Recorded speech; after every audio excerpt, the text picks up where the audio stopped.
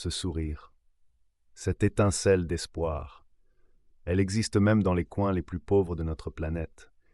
Mais cet espoir peut-il survivre face à la dure réalité de la pauvreté? C'est la question que Jeffrey Sachs, économiste renommé, tente de décortiquer dans son ouvrage La fin de la pauvreté. Un titre audacieux, utopique peut-être, mais qui nous force à regarder au-delà de nos certitudes. Sachs nous offre une pilule rouge économique. Il nous invite à remettre en question une idée profondément ancrée dans nos sociétés, la fatalité de la pauvreté. On entend souvent dire que la pauvreté a toujours existé, qu'elle est inhérente à la nature humaine, voire nécessaire à l'équilibre du monde. Sachs, lui, rejette ces idées reçues en bloc. Il avance, chiffre à l'appui, que la pauvreté n'est pas une fatalité, mais bien le fruit de choix politiques et économiques.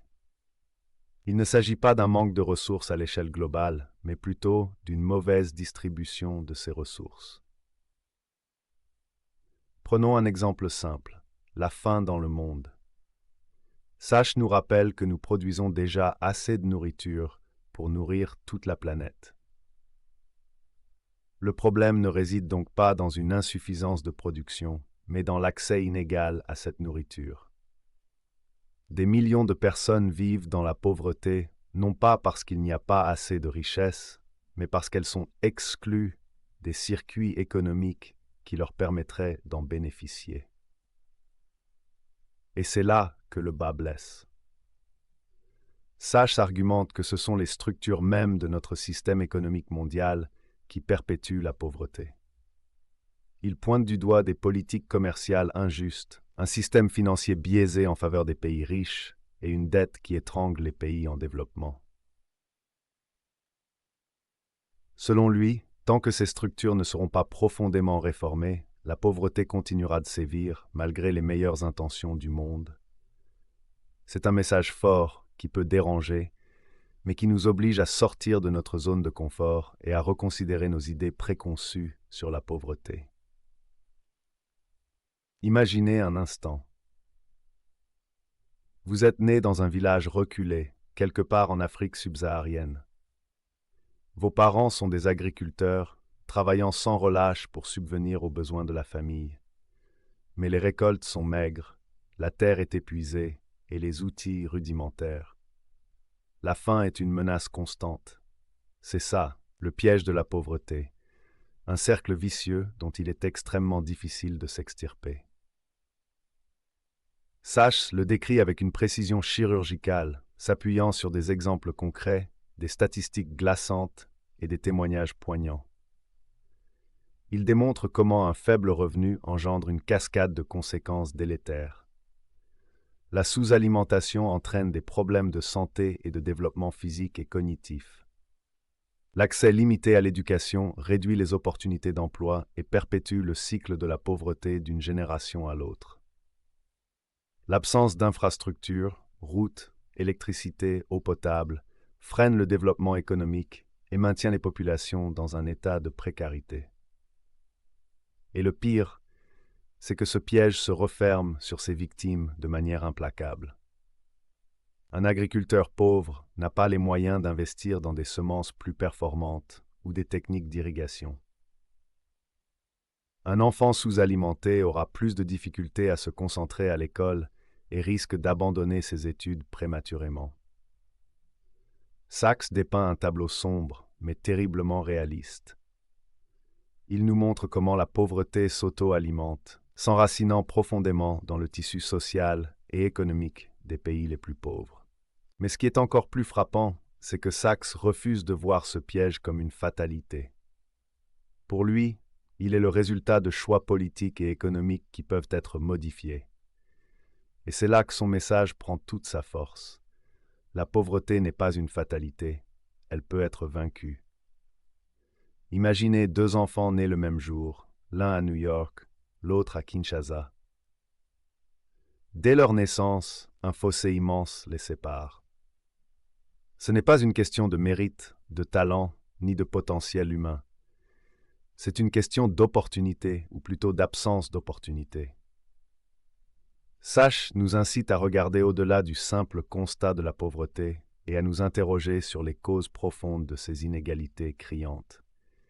Il braque les projecteurs sur un aspect souvent passé sous silence, le rôle du contexte historique et des structures de pouvoir mondiales. Il nous rappelle avec force l'héritage douloureux du colonialisme, des siècles d'exploitation, de pillage des ressources et de destruction des systèmes économiques et sociaux traditionnels ont laissé des cicatrices profondes sur le continent africain. Mais Sachs ne s'arrête pas là. Il dénonce également le rôle des institutions internationales, Fonds monétaire international, Banque mondiale, dans la perpétuation d'un système économique biaisé en faveur des pays riches. Des politiques d'ajustement structurel imposées aux pays en développement ont souvent aggravé la pauvreté et la dépendance économique. Le commerce international, souvent présenté comme un vecteur de développement, est également épinglé. Sachs dénonce les barrières douanières qui empêchent les pays pauvres d'exporter leurs produits, les subventions agricoles qui faussent la concurrence et les accords commerciaux inéquitables qui profitent aux multinationales des pays développés. En somme, Sachs nous invite à prendre conscience que la pauvreté dans les pays du Sud n'est pas un phénomène isolé. Elle est le résultat d'une histoire d'exploitation, de rapports de force inégaux et d'un système économique mondial qui continue de creuser le fossé entre riches et pauvres. C'est un constat qui peut sembler accablant, mais qui est essentiel pour comprendre les véritables enjeux de la lutte contre la pauvreté. Alors, face à ce constat alarmant, que faire? Sachs ne se contente pas de critiquer, il propose des solutions concrètes, ambitieuses et surtout mesurables. Il ne s'agit pas de charité, mais d'un investissement stratégique pour sortir durablement de la pauvreté. L'un des piliers de sa pensée, c'est l'importance cruciale de l'aide au développement.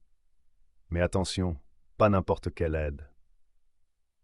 Sachs fustige les programmes inefficaces, mal coordonnés et souvent détournés à des fins politiques. Il plaide pour une aide massive, concentrée sur des secteurs clés et basée sur des données scientifiques rigoureuses. Priorité à la santé, avec des investissements conséquents dans la lutte contre les maladies infectieuses, comme le paludisme, le sida ou la tuberculose. Sachs cite des exemples concrets de programmes qui ont prouvé leur efficacité en sauvant des millions de vies pour un coût relativement faible. L'éducation est un autre pilier essentiel. Sachs insiste sur l'importance d'une éducation de qualité, accessible à tous, filles et garçons, de la petite enfance jusqu'à l'université.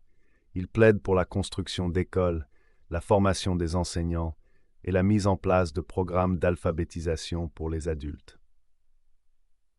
Sachs ne se limite pas à ces deux secteurs. Il insiste également sur l'importance des infrastructures, routes, ponts, électricité, accès à l'eau potable et à l'assainissement pour le développement économique. Il encourage le développement d'une agriculture durable et d'un secteur privé dynamique, créateur d'emplois et de richesses. Son message est clair.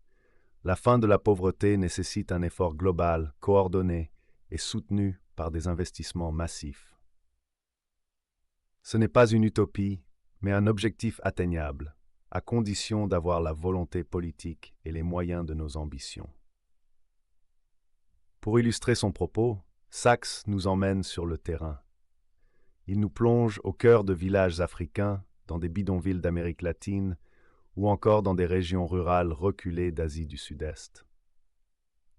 Il ne s'agit pas de simples anecdotes, mais de véritables études de cas, documentées avec précision, qui donnent corps à ces idées. Prenez l'exemple du Malawi, un pays d'Afrique australe ravagé par la pauvreté et le VIH-Sida. Sachs nous raconte comment un programme ambitieux de distribution de moustiquaires imprégnés d'insecticides, financé par l'aide internationale, a permis de réduire drastiquement le nombre de décès dus au paludisme. Il nous montre comment cette simple mesure a eu un impact positif sur l'ensemble de la société. Les enfants ont pu retourner à l'école, les parents travailler au champ et l'économie locale a connu un regain d'activité. Sachs nous transporte ensuite au Bangladesh, où le professeur Muhammad Yunus a révolutionné la lutte contre la pauvreté avec son concept de microcrédit. Des prêts de quelques dizaines de dollars, accordés à des femmes exclues du système bancaire traditionnel, leur ont permis de créer de petites entreprises, d'améliorer leurs conditions de vie et de sortir de la pauvreté par le travail. Ces exemples concrets et bien d'autres encore sont autant de preuves tangibles que la pauvreté n'est pas une fatalité. Ils démontrent que des solutions existent, qu'elles fonctionnent et qu'elles peuvent changer la vie de millions de personnes. Sachs nous invite à ouvrir les yeux sur ces réussites, trop souvent méconnues ou minimisées. Pour lui, elles sont une source d'espoir, un encouragement à redoubler d'efforts et la preuve que la fin de la pauvreté est à portée de main. Mais attention, l'approche de Sachs ne fait pas l'unanimité. Certains critiques, et ils ne sont pas des moindres, lui reprochent d'être trop optimiste, trop simpliste, voire naïf. Le monde réel, disent-ils, est bien plus complexe que les modèles économiques de Sachs. La pauvreté n'est pas qu'une question d'argent, c'est aussi une question de culture, de gouvernance, de conflits, de corruption. Des facteurs que Sachs aurait tendance à minimiser, voire à ignorer. On lui reproche par exemple de trop insister sur le rôle de l'aide internationale, au détriment d'autres leviers comme la bonne gouvernance, la lutte contre la corruption ou encore le développement d'un secteur privé fort et indépendant. Certains pointent du doigt l'échec de certains programmes d'aide au développement, mal gérés ou détournés de leur objectif initial. D'autres soulignent les effets pervers d'une aide massive qui peut créer une dépendance de la part des pays bénéficiaires, décourager l'initiative locale et maintenir des gouvernements corrompus au pouvoir. Ces critiques ne sont pas à prendre à la légère. Elles nous rappellent que la lutte contre la pauvreté est un défi complexe, multidimensionnel, qui ne peut se résumer à des solutions toutes faites. Il est important de prendre en compte la diversité des contextes, les réalités locales et les aspirations des populations concernées. L'approche top-down de Sachs, centrée sur l'aide internationale, doit être complétée par une approche bottom-up, qui donne la parole aux populations locales et qui les implique dans la recherche de solutions. Pourtant, face à ces critiques, il serait injuste de rejeter en bloc l'approche de Sachs. Car s'il a pu s'attirer les foudres d'une partie de la communauté internationale, c'est aussi parce qu'il a osé se poser les bonnes questions, bousculer les idées reçues et proposer des solutions radicales. Sachs n'est pas un économiste enfermé dans sa tour d'ivoire. C'est un homme de terrain qui a parcouru le monde à la rencontre des populations les plus pauvres, écoutant leurs histoires, comprenant leurs difficultés. Et c'est justement cette expérience de terrain qui l'a convaincu que la pauvreté n'est pas une fatalité.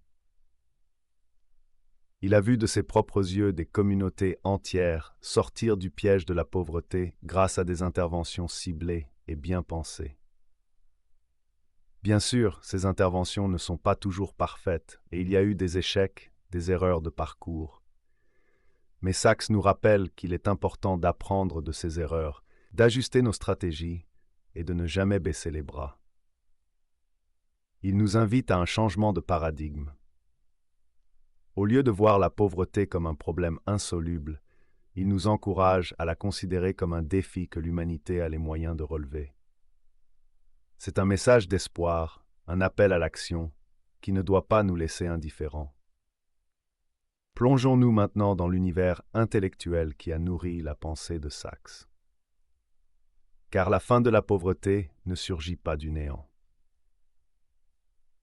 Ce livre s'inscrit dans un courant de pensée, un débat qui agite le monde du développement depuis des décennies. Sachs se nourrit des travaux d'économistes et de philosophes de renom, tout en développant sa propre vision, à la fois pragmatique et profondément humaniste. Il est impossible de parler de Sachs sans mentionner Amartya Sen, prix Nobel d'économie, qui a révolutionné notre compréhension de la pauvreté. Sen nous invite à aller au-delà des indicateurs économiques et à considérer la pauvreté comme un manque de liberté fondamentale, liberté de se nourrir, de se soigner, de s'instruire, de participer à la vie politique. Sachs intègre cette dimension essentielle dans sa réflexion et insiste sur l'importance du développement humain dans toutes ses dimensions. On retrouve également chez Sachs l'influence de Muhammad Yunus, le père du microcrédit, dont nous avons parlé précédemment. Yunus, par son action sur le terrain, a démontré le potentiel de l'entrepreneuriat et de la finance sociale pour sortir de la pauvreté. Sachs voit dans le microcrédit un outil puissant pour libérer l'esprit d'entreprise des populations défavorisées et leur donner les moyens de prendre leur destin en main. Ces influences ne doivent pas faire oublier l'originalité de la pensée de Sachs.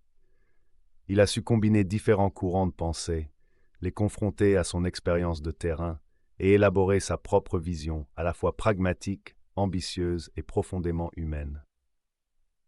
L'œuvre de Sachs ne serait pas complète sans un regard sur l'actualité brûlante de notre monde.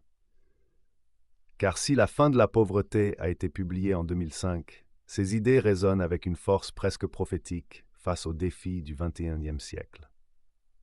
Le monde a changé depuis la parution du livre.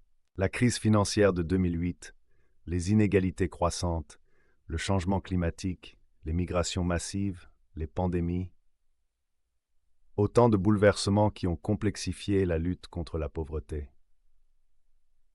Pourtant, loin d'être dépassé, le message de Sachs gagne en pertinence.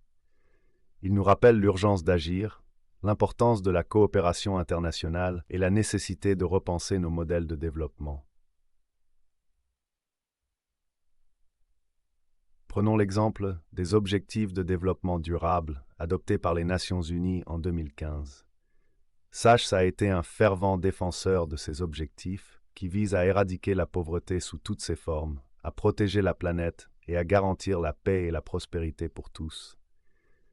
Il voit dans les ODD un agenda commun pour l'humanité, un plan d'action pour construire un monde plus juste et plus durable.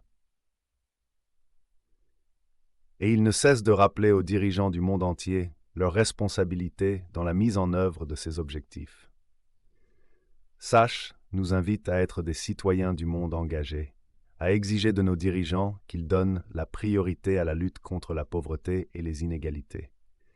Car comme il le dit si bien, la fin de la pauvreté n'est pas un acte de charité, c'est un acte de justice. L'avènement des nouvelles technologies, souvent perçues comme une menace pour les emplois et un facteur d'accroissement des inégalités, est pourtant perçu par Sachs comme une opportunité inédite dans la lutte contre la pauvreté. Il imagine un monde où l'accès à l'information, à l'éducation, aux soins de santé serait démocratisé grâce au numérique. Un monde où les agriculteurs, même dans les régions les plus reculées, pourraient bénéficier de conseils agronomiques personnalisés sur leur smartphone, où les enfants auraient accès à des bibliothèques virtuelles inépuisables, où les médecins pourraient consulter à distance et former leurs confrères des pays en développement. Utopie? Pas forcément. Sachs cite de nombreux exemples où les technologies mobiles, l'énergie solaire, l'impression 3D transforment déjà la vie des populations les plus pauvres. Il met en garde, bien sûr, contre les risques de fracture numérique, de dépendance technologique, d'utilisation malveillante des données. Mais pour lui, l'enjeu est de taille. Il s'agit de mettre l'innovation technologique au service du bien commun, de faire en sorte que la révolution numérique bénéficie à tous et pas seulement à une élite. Sachs appelle à une gouvernance mondiale de l'innovation, à des investissements massifs dans les infrastructures numériques dans les pays en développement, à une éducation aux médias et au numérique dès le plus jeune âge. L'ombre du changement climatique plane sur toutes ces réflexions. Car pour Sachs, il ne fait aucun doute que le réchauffement de la planète représente une menace majeure pour les populations les plus pauvres. Sécheresse, inondations, ouragans, montée des eaux. Autant de catastrophes naturelles qui risquent de s'abattre de manière plus fréquente et plus intense sur les pays les plus vulnérables, aggravant la pauvreté, la faim, les inégalités. Sachs nous interpelle avec force. La lutte contre le changement climatique n'est pas un luxe que seuls les pays riches peuvent se permettre. C'est une question de survie pour des millions de personnes à travers le monde. Il appelle à une réponse mondiale, ambitieuse et solidaire. Les pays développés, historiquement responsables du réchauffement climatique, ont le devoir moral d'aider les pays en développement à s'adapter aux impacts du changement climatique et à engager une transition vers des économies décarbonées. Sachs se réjouit de l'accord de Paris sur le climat, mais il appelle à aller plus loin, plus vite. Il plaide pour un New Deal vert mondial, un vaste programme d'investissement dans les énergies renouvelables, l'efficacité énergétique, la protection des forêts, l'agriculture durable. Face à l'ampleur des défis, face à la complexité des problèmes, on pourrait être tenté de céder au découragement. À quoi bon agir, pourrait-on se dire, face à la misère du monde? C'est là que Sachs nous surprend. Car loin de sombrer dans le pessimisme, il garde une foi inébranlable en l'humanité, en sa capacité à se mobiliser, à innover, à construire un avenir meilleur. Il nous rappelle que le monde a déjà accompli des progrès considérables dans la lutte contre la pauvreté. En un demi-siècle, des centaines de millions de personnes sont sorties de l'extrême pauvreté. L'espérance de vie a augmenté de manière spectaculaire. La mortalité infantile a chuté. L'accès à l'éducation s'est largement démocratisé. Ces progrès ne sont pas le fruit du hasard. Ils sont le résultat de choix politiques, d'investissements massifs, d'une prise de conscience collective de l'injustice de la pauvreté. Sachs nous enjoint à nous inspirer de ces succès, à ne pas oublier le chemin parcouru, car ils sont la preuve que le changement est possible, que la solidarité peut déplacer des montagnes, que l'espoir est permis. Mais Sachs ne se voile pas la face. Il sait que les obstacles sont immenses. La pauvreté n'est pas seulement une question d'économie, c'est aussi et surtout une question de pouvoir. Des intérêts puissants, des structures enracinées, des logiques de domination s'opposent à un véritable changement. Sachs dénonce avec courage les profiteurs de la pauvreté, les dictateurs corrompus, les multinationales avides, les trafiquants en tout genre qui prospèrent sur le dos des plus faibles. Il pointe du doigt la responsabilité des pays riches qui, trop souvent, privilégient leurs intérêts à court terme au détriment de la solidarité internationale. Il dénonce les discours hypocrites, les promesses non tenues, le manque de volonté politique qui mine les efforts de développement. Pour Sachs, la lutte contre la pauvreté est aussi une lutte politique, un combat contre l'injustice, l'oppression, l'exploitation. C'est un appel à la mobilisation citoyenne, à la pression sur les dirigeants, à la construction d'un mouvement mondial pour un monde plus juste. Face à ces injustices criantes, face à l'inertie du système, on pourrait être tenté de se résigner, de baisser les bras. Sachs, lui, nous invite à résister à ce sentiment d'impuissance. Il nous rappelle que chacun d'entre nous, à son niveau, peut agir, peut faire la différence. Il ne s'agit pas forcément de changer le monde du jour au lendemain, mais de poser des gestes concrets, à notre échelle, pour contribuer à un monde plus juste. Cela peut passer par des choix de consommation plus responsables, en privilégiant les produits issus du commerce équitable, en luttant contre le gaspillage alimentaire, en réduisant notre empreinte carbone. Cela peut aussi se traduire par un engagement citoyen plus actif, en soutenant des organisations non gouvernementales qui luttent contre la pauvreté, en interpellant nos élus, en participant à des débats et des actions de sensibilisation. L'important pour Sachs, c'est de ne pas rester indifférent. C'est de refuser l'idée que la pauvreté serait une fatalité, un problème trop grand, trop complexe pour être résolu. Et si on allait plus loin? Et si la fin de la pauvreté n'était pas seulement un objectif à atteindre, mais aussi une opportunité à saisir? Sachs, avec son optimisme à toute épreuve, nous invite à considérer la pauvreté non pas comme un fardeau, mais comme un gisement de talents inutilisés, de créativité refoulée, d'énergie inassouvie. Il voit dans les populations les plus pauvres non pas des assistés, mais des acteurs potentiels du développement, des entrepreneurs, des innovateurs, des consommateurs avertis. Il plaide pour un monde où les pauvres ne seraient plus vus comme un problème à résoudre, mais comme une force vive à intégrer pleinement à l'économie mondiale. Il imagine un cercle vertueux où la lutte contre la pauvreté serait source de croissance économique, d'innovation sociale et de progrès humain pour tous. Cette vision optimiste ne doit pas nous faire oublier la complexité de la réalité. La fin de la pauvreté n'est pas une ligne d'arrivée que l'on franchit une fois pour toutes. C'est un combat de longue haleine qui exige une vigilance constante, une remise en question permanente. Car la pauvreté peut prendre des formes multiples, insidieuses. Elle peut se nicher dans les favelas des grandes villes, dans les campagnes oubliées, mais aussi au cœur des sociétés riches, frappant les exclus, les marginalisés, les invisibles. Sachs nous met en garde contre le risque d'une pauvreté résiduelle, celle qui touche les plus fragiles, les plus isolés, ceux que les statistiques oublient souvent. Il appelle à ne laisser personne sur le bord de la route, à construire des sociétés plus justes, plus inclusives, où chacun aurait sa place et où chacun pourrait vivre dignement de son travail. Au-delà des statistiques, au-delà des analyses macroéconomiques, Sachs nous rappelle que la pauvreté est avant tout une réalité humaine. Il donne la parole aux pauvres, à ceux qui la vivent au quotidien. Il nous fait partager leurs luttes, leurs espoirs, leur dignité face à l'adversité. On rencontre ainsi cette mère de famille au Malawi, soulagée de voir ses enfants dormir sous une moustiquaire, à l'abri du paludisme. On écoute cet agriculteur au Bangladesh, fier de faire fructifier son lopin de terre grâce à un microcrédit.